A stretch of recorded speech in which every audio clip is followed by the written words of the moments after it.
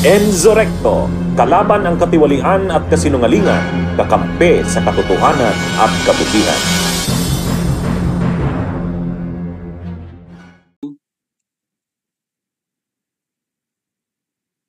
In the regular session of the Municipal Council of San Simon, held on March 3, 2020 at 10 o'clock in the morning. Your Honor, hindi ko po siya inutusan para i-represent ako sa Municipal Council. Yung salita po ninyo ay kinokontra nung mismong dokumento na ginawa po ng SB Secretary at Municipal Councilor Beda Pineda. Ito po. Honor, with due respect, during the session of the Sangguniang Bayan, I was not there and I'm not belong to the Sanggunian. Ako po ay Chief Executive. Hindi po ako pwedeng magsalita or magutos po doon sa Sangguniang Bayan. Alam po namin yun, Mayor eh. Ang sinasabi ko lang po rito ay malinaw na nakalagay dito sa official record ng munisipyo ng Municipal Council na nag-appear doon si Loreto Santos on other matters. Mr. Santos, hindi ba totoo na nag-appear ka on March 3, 2020?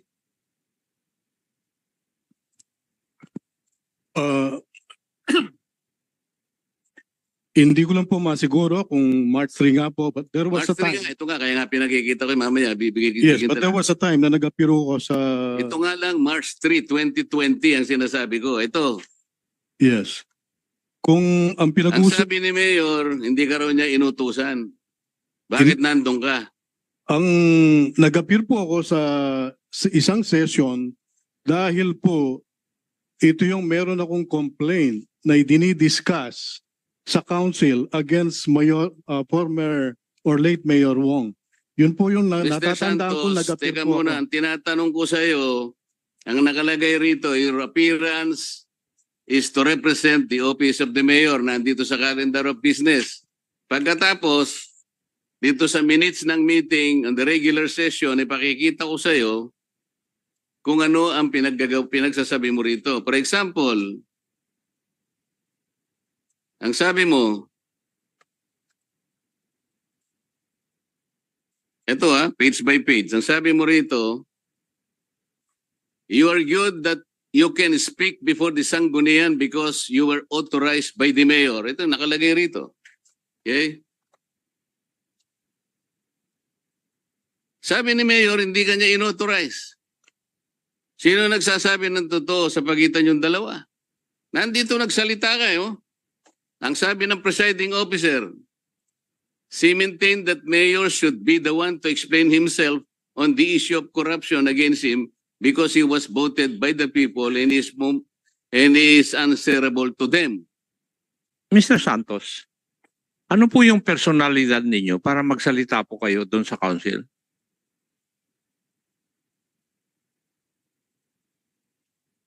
Nagsalita po ako sa council that time dahil po may ipipresent po ako na mga documents, papeles regarding past transactions po Transactions tungkol saan? sa munisipyo. Ano nga po yung transactions na yun? Ito yung I think I presented during that time. Makikita naman po doon sa minutes I suppose so.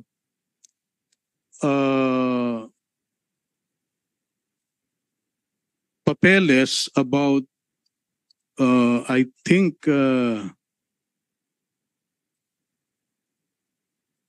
yung property po ni late Mayor Wong na nabili sa Metrobank and then ibinenta sa isang entity at ito yung sinasabi ko na may nakuha akong dokumento sa Register of Deeds, a deed of sale. Ang pagkakaalam mo kasi namin, yung sale, yung property which was foreclosed by Metrobank was purchased by the late Mayor Wong. And then bigla po akong may nakitang dokumento sa Register of Deeds. Ang deed of absolute sale is between Metrobank and I think Global. And there is Bakit kinailangan na i-divulge po ninyo ito sa sanggunian? marami po kasing pagkakataon in the past sa sanggunian po kasi Hindi nyo po ako sinasagot. Bakit kinakailangan na magsalita kayo tungkol dito sa sanggunian? What was the compelling reason why you had to speak before the sanggunian? because si late Mayor Wong was the presiding officer at that time, the vice mayor. And so, what was the issue you want to raise? Yung po kasing office niya, yung session niya that time, for the past sessions, nababanggit po kasi yung pangalan ko, no?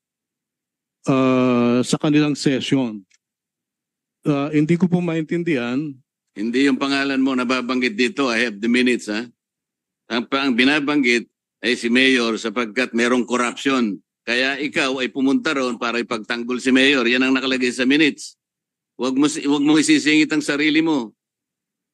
That's why I'm asking you, Mr. Santos. Kasi a while ago, I was given the impression na kayo po ay inutusan ni Mayor. That is why I was asking, ano yung personalidad ninyo para magsalita po sa harapan ng konseho?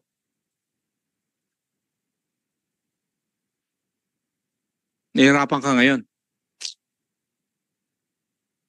Ano ang personalidad mo? Why do you have to speak before sanggunian?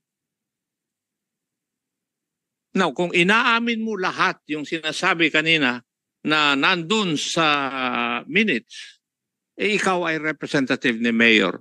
And what right have you na mag-represent ng Mayor? When in fact, in the previous hearing, hindi mo inaamin na ikaw ay empleyado ng munisipyo. That is correct, Mr. Chair. What is correct? Hindi po ako empleyado ng munisipyo. Pero hindi mo pa rin sinasagot yung katanungan ko, ano ang personalidad mo para magsalita for and behalf of the Mayor? Sabi nga ni Honorable Marcoleta, hindi na nababanggit yung pangalan mo. Ang pangalan ni Mayor ang nandun. Tapos ikaw ang appear doon. Tapos sasabihin mo sa akin, walang dahilan. Mr. Chair, I think yung sinasabi ko po, yung mga past sessions po, hindi po yung particular session na yon. Ano po yung nasa past session? Hindi mo pa rin sinasagot yung katanungan ko eh. Ano ang personalidad mo para magsalita sa sanggunian? Meron bang membro ng sanggunian dito nung panahon na yun? Councilors, please. Please. Nakapag-take out.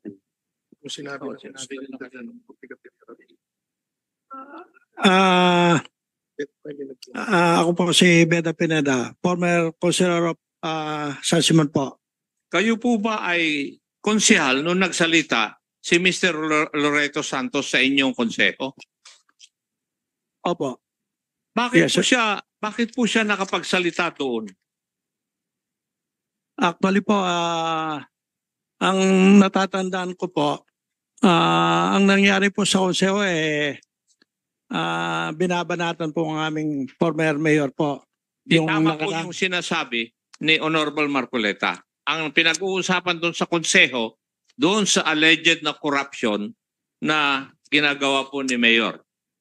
Opo, yung pong nakaraan, yun po yung that time po nung hindi pa po ako councilor noon eh.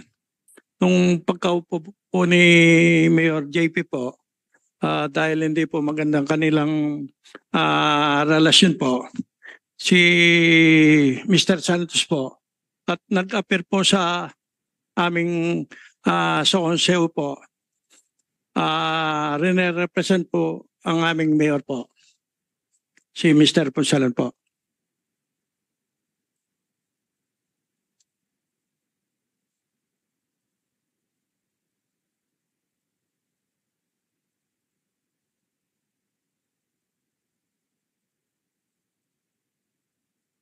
Good morning, my friends, the honorable body, honorable councilors, and of course our honorable vice mayor, the presiding officer of this august body.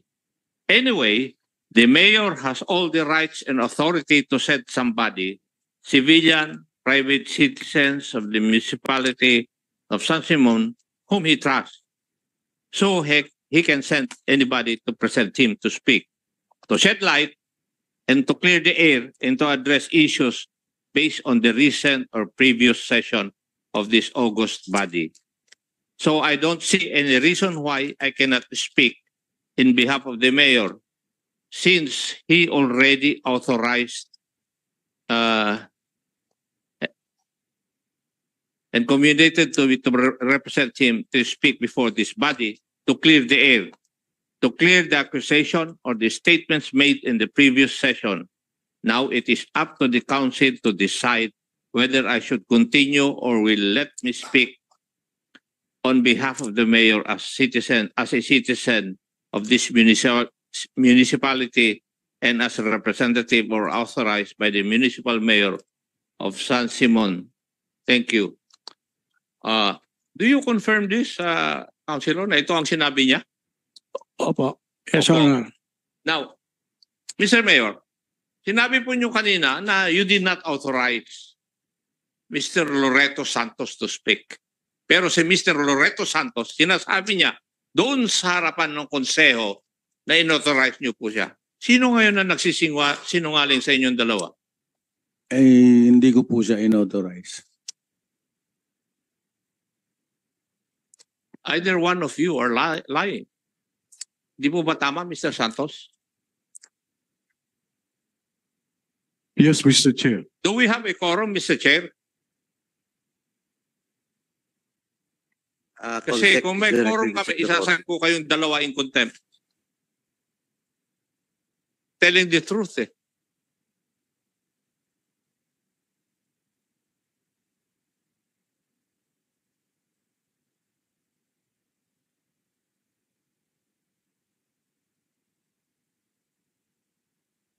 Wala. With the query of Chairman Ako, we have a quorum. We have a quorum? Yeah, we have at least 5 members in the Zoom, and we only need at least 7 members to have a quorum. Please proceed, Chairman Ako. Yes.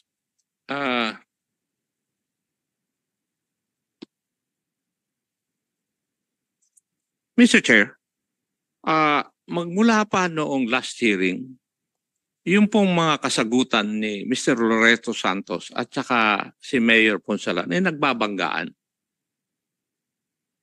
Di po ba? Kitang-kita naman natin from the minutes of the previous meeting which I have at ngayong hearing na ito. Sila po ay hindi sumasagot ng totoo at nagtatakipan. Now, to give or to, shall we say, to protect the dignity of this committee, may I respectfully move, Mr. Chair, that we cite them in contempt pursuant to Section 11 of our Rules of Inquiry. Second the motion, Mr. Chair. Before I rule with the motion, the second motion of Congressman Dante, let me again ask Chairman Ako, what is the particular provision that both Mr. Ponsalan and Mr. Loreto has violated? The Section 11 of our rules, and for continuously not answering or lying to this committee. Mr. Chair. For lying. Okay. Anyway, there's a motion to cite in contempt Mr. Ponsalan and Mr. Santos. Duly seconded. Any objection? Please check the Zoom. members in the Zoom. For the information of the members of this committee,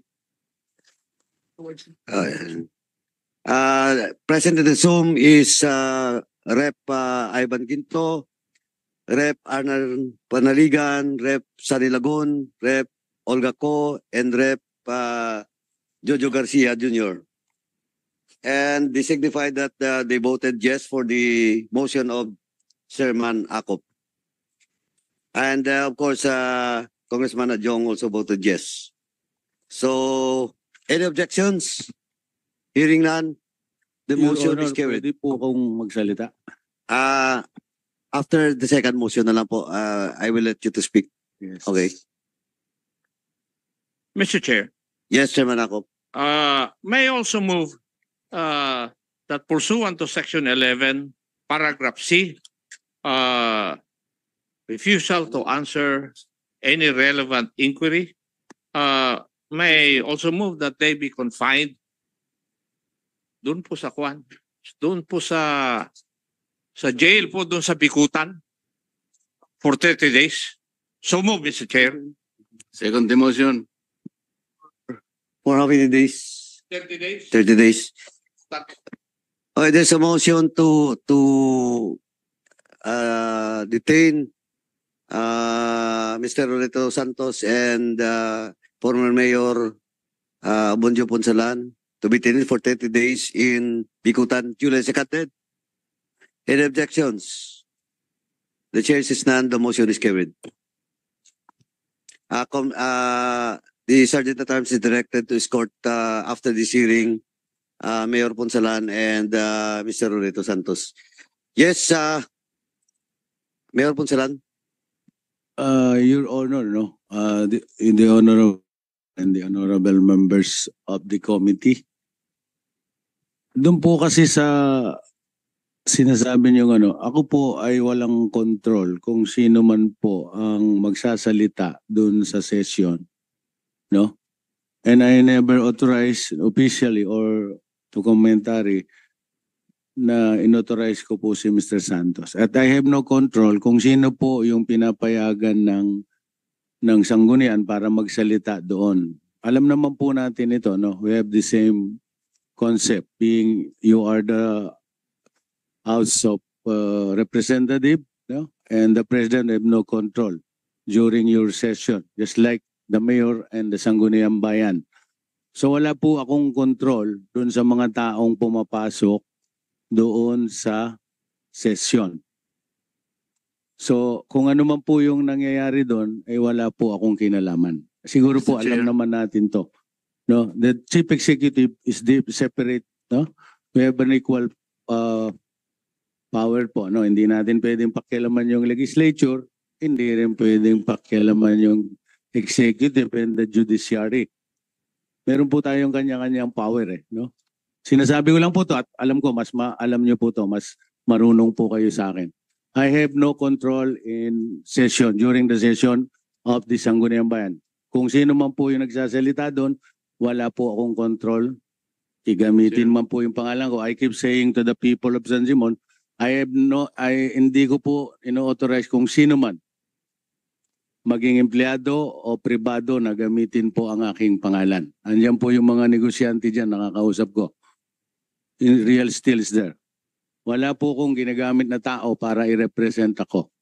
Even sa mga meeting ko po sa mga businessmen, sa mga publiko, no? Kaya ako po, umaapila. Alam po natin, I have no control to the Sangguniang Bayan kasi hindi ko po sila pwedeng diktahan. Kung during the session, wala po ako, di po ako pwedeng mag-attend. Alam niyo po yun. So ako po ay umaapila, no? Hindi ko po control ang aming Sangguniang Bayan. At we have separate power. Alam po natin lahat ito. At yun po ang aking inaapila sa Honorable Chairman at sa committee, no? Sana po maging maunawain tayo. Tayo po ay lahat naman, no? Kayo po ay nasa Congress. Naintindihan po natin kung ang ating mga trabaho. Ang Pangulo, kung hindi po iimbitahin, hindi po pupunta rito. No? Nagsasabihin mo ba kami, Mayor? Hindi po. Ako po'y humingi ng pangunawa. Hindi ko po control ang aming sanggunian. Yun lang po. Maraming salamat po. The manifestation of Mayor Ponsalan is duly noted, and I'd just like to remind the Mayor Ponsalan and Mr. Loreto Santos that you have all the right to file a motion for reconsideration for this committee with regards to the decision for both of you to be cited in contempt. You have all the rights. Yes, Mr. Chairman. Please, magpapile po ako in written form. In written form. Mr. Chair, Yes, Congress Chairman Akop. I do not see any reason why a citizen of the municipality of San Simon will request or will undergo the trouble of requesting the Sangguniang Bayan of that municipality for him to defend the mayor. Isipin po natin, ano po kaya ang dahilan ni Mr. Santos para humarap doon po sa sanggunian para i-depensa si mayor? Di po ba? Maliban lang kung magkumpare, magkaibigan o nautusan siya para magsalita doon sa harapan ng konseho. Kahit sino po sa inyo, magsasalita po ba kayo i-depensa yung mayor ninyo na walang utos? Kung hindi kayo magkamag-anak, kung hindi kayo magkumpare, magkaibigan? Ano ang dahilan ni Mr. Santos para magsalita doon sa harapan ng konseho? Mr. Mayor, could you please answer that? Kasi po, si Mr. Santos ay Maiintindihan ko sana, Mayor, kung siya'y haharap para sirain ka o maging witness laban sa iyo. Pero yun, dinidepensa ka eh. Alam mo, Mr. Mayor, matagal po ako investigador at naiintindihan ko po yung sitwasyon. I cannot find any motive or any logical reason for Mr. Santos to appear before the Sangguniang Bayan para i-depensa po kayo. Maliban lang kung kayo magkamag-anak na hindi magkaaway. Maliban lang kung kayo magkumpare ang dikit. Or maliban lang kung inutusan po nyo siya. May hulanong salita na ang ibig sabihin dito ay ang pagkakaisa. Bunyog Party List. Halika na, Bunyog Party List ka na. Halika na, Bunyog Party List ka na. Sa susunod, ang atinang suportahan, Bunyog Party List, nagtataguyod ng katotohanan, lumalaban para sa bayan.